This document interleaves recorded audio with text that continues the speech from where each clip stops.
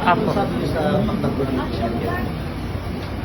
Impeachment, meron po kami spokesperson na sa impeachment at binibigay ko po ang buong tiwala ko sa aming defense team at ang gusto lang sana namin ay mapabilis yung proseso dahil hindi pwedeng tumatagal yung proseso natin na nag-iisip yung mga tao na ano ba, totoo bang may ginawang masama, hindi ba totoo yung mga akusasyon. So dapat mabilis yung proseso kasi nga, di ba, sa ating konstitusyon nandiyan yung speedy administration.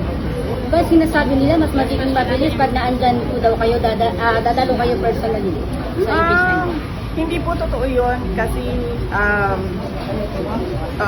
fully represented ako nung ating defense team at sufficient yun na meron kang mga abogado doon na nagpa-participate doon sa process. Yun ay para na rin pagdalo ng respondent doon sa impeachment. Dahil hindi naman ako abogado para sa impeachment ko. So wala akong matutulong doon sa proseso ng pag-present ng witness, pag-cross-examine ng witness. Lahat yun ay trabaho ng abogado. At yun yung participation at appearance ko doon. Thank you, ma'am. Thank you talaga, ma'am. Salamat kayo. Ma'am,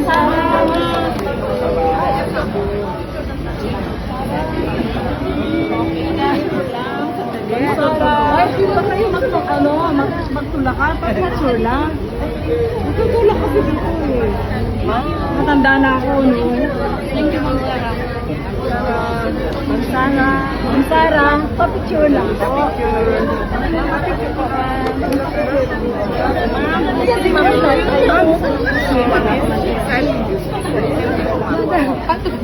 Picture po. Ma'am Sarah. Anda, wala din. Hindi manalo siya.